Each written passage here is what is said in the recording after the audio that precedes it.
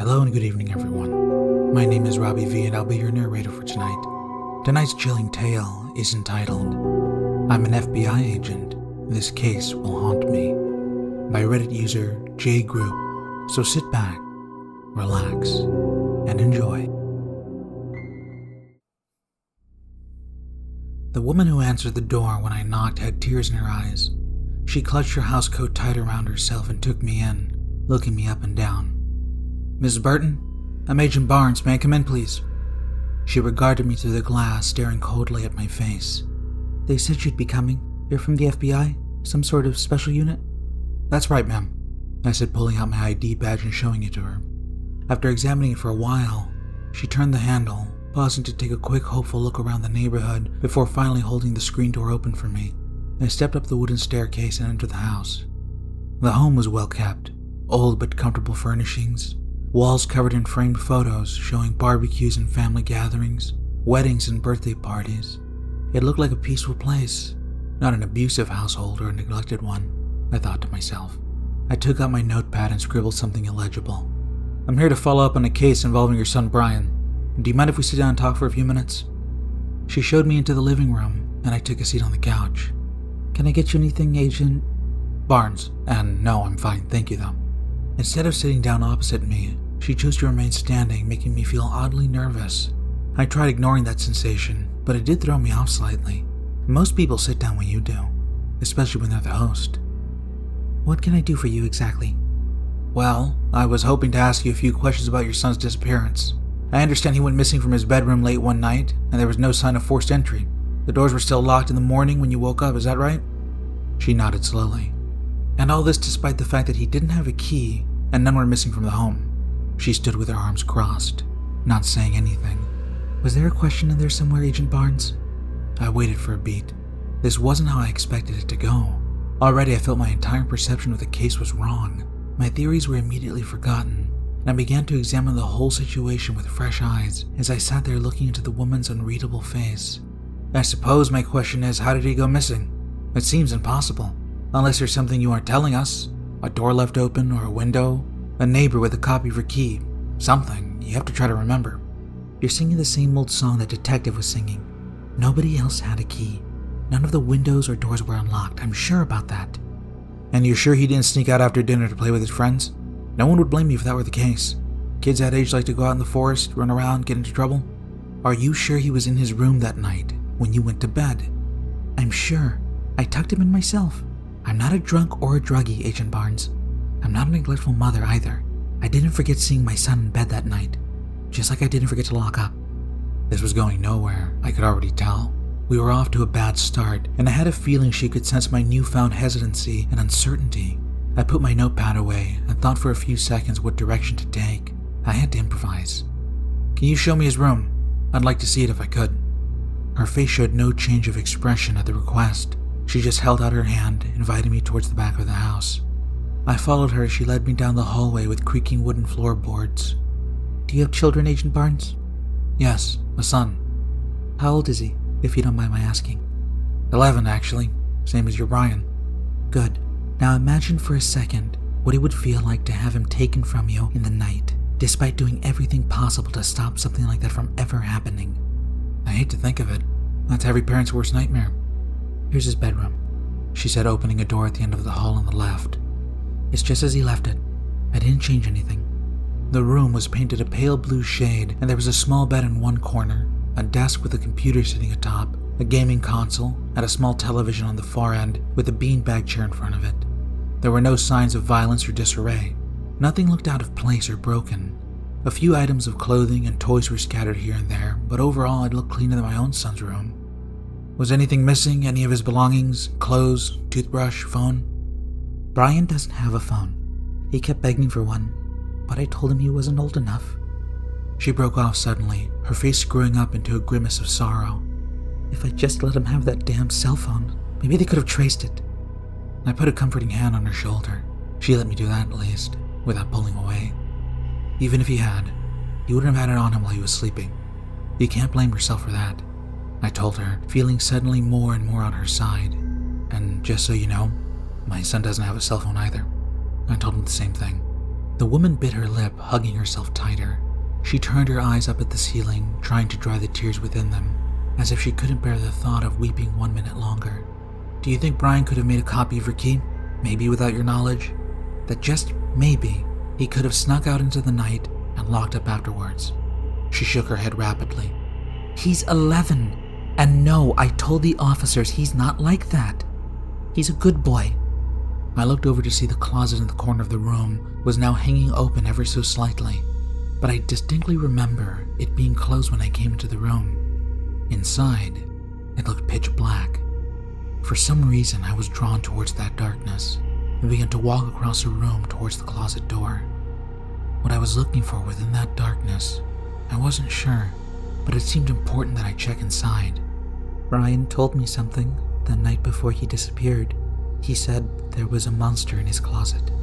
I stopped dead in my tracks. Most children of 11 years old have grown out of seeing monsters in the shadows, haven't they? At least my son had. He had grown out of that phase a long time ago, she said as if reading my thoughts.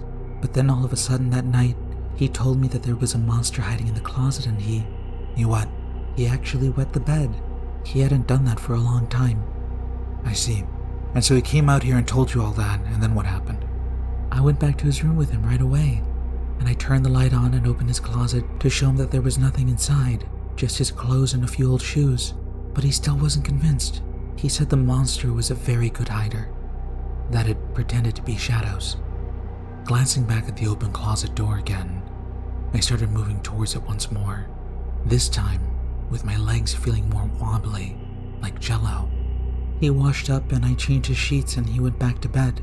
Brian wanted to stay up with me and watch television after that. He didn't want to go back to his room, but I made him go. What time was this around? 2 o'clock in the morning, around then? He had to get up for school the next day, she said, then broke off sobbing once again. Opening the closet door, I peered inside.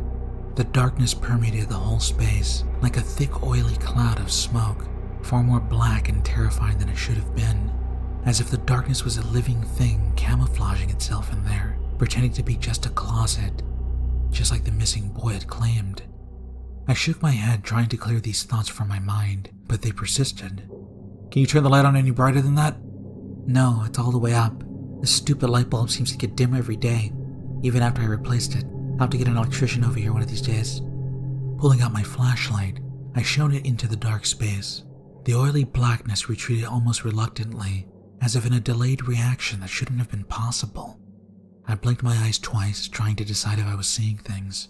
My heart started hammering, and the palms of my hands were sweaty as I stared into the dark space in the dim beam of my flashlight. It seemed to be malfunctioning, weak, compared to its usual strength. I smacked it a few times and tried to remember when I'd last replaced the batteries. Can you feel it too? She asked from behind me nervously. I wanted to turn around and look at her, but I was afraid to leave my back exposed to that darkness. I know it's crazy, but ever since that night, I can't help but feel that maybe he was right. Can you feel it? Something staring at you? She let out a nervous titter which broke me out of my stunned silence. No, ma'am, I lied. Just looks like a regular bedroom closet to me. You feel like there's something in there looking at you? Not just me. At us. It's watching both of us right now, and it's seeing your face, Agent Barnes. And I don't think that's a good thing. What? How come you don't want to turn your back on it, Agent Barnes?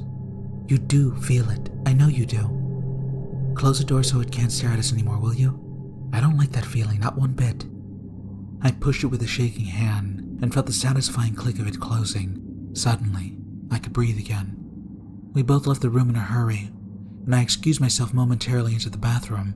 I looked at my reflection in the mirror and didn't recognize my own face staring back.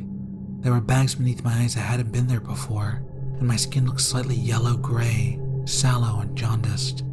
I felt sick to my stomach. Before I could do anything, the nausea overcame me. Getting down on my knees, I retched into the toilet bowl. Pure black bile like molasses poured out of me, sticky and tenacious like tar. It burned like acid as it came from my stomach, coating my tongue afterwards and tasting oily and terrible. I rinsed out my mouth and flushed the toilet again, and again to no avail. I stumbled out of the bathroom, drunk feeling and dizzy, but still wanting to finish my interview, I needed to at least try. She was waiting for me in the kitchen, standing by the sink. I stumbled into the room and felt it spinning all around me. Clutching my head with both hands, I tried to force myself to see straight. "Just a couple of more questions," I said, covering my mouth so that she didn't see the black bile coating my tongue. My heart was pounding far too quickly, and I tried to ignore the fact that something was potentially very seriously wrong with me, still completely in denial of it at that point. "You don't look well, Agent Barnes. You look gray in the face. Are you all right?" "Fine. I'm fine. Now can you tell me about Brian's father? I understand he passed away several years ago. Did he have any family, close friends?" She shook her head at me, as if none of those questions mattered. And she was right. In a way, they didn't. The interview didn't lead anywhere, and I couldn't focus on anything she said. Soon, I was back out on the street again, the memory of the end of the interview gone entirely from my mind. It was like I had been on autopilot without realizing it, and I didn't like that feeling, as if something else had been driving the car, and I had been asleep at the wheel. I had a very strong suspicion that whatever had happened to Brian would not be a solvable crime, and if it was solvable, those findings would not be suitable for an official report. This had redacted written all over it, assuming it ever made it up to the chain of command. If I had told my superiors what I had just experienced, they wouldn't have believed a word of it. The case had gone cold months before, so it wasn't expected for me to solve it, only to try to lend a hand if I could. Most of my cases ended up remaining unsolved, so it wouldn't require much explanation if I wasn't able to do anything useful. And I really didn't feel like I would be able to do anything useful myself. I had a terrible brain fog for the rest of the trip, getting contemptuous looks from the local police detectives whenever I suggested anything that I thought might be useful. Everything had been tried before by the sounds of it, and I began to feel as if I had overstayed my welcome. The flight back home was a red-eye, and I tried to sleep through it, but I found my dreams were plagued by nightmares. I kept dreaming I was a kid again, back in my childhood bedroom. Not only that, but my closet door kept squealing open in the night, creaking loudly, the wood swinging back and forth as if blown by an impossible wind. I stood up on child legs to go over to it, but I found myself frozen with fear, staring at the blackness within the closet. That deep, penetrating darkness which seemed to spread like flooding, overflowing waters towards me. And then, as I reached out with my trembling hand for the door handle to close it, something else reached out and grabbed my wrist. An ice-cold, gnarled hand, rotted and macerated. The flesh was pale and bluish purple, mottled and covered in wounds, seeping and oozing with blood and pus. As I tried desperately to pull away, fighting it with all my strength, it pulled me deeper into the darkness. I fell in, plunged into the depths of it, suffocating in the dark abyss. When I woke up, I was screaming, and the airplane had just begun to descend. The flight attendants gave me a look which told me my terror was not appreciated. By the time I got back home, it was early dark and well past Greg's bedtime. My wife was in bed, so I poured myself a drink and sat down on the couch to watch television for a while, hoping to distract myself from the things I had seen and from the dreams I couldn't unsee. I wanted so badly to forget that dream, but it was the only thing I could visualize when I closed my eyes. That rotten corpse hand grabbing hold of my wrist and squeezing.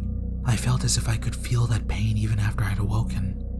That feeling of something tightening around my forearm, like a freezing vice.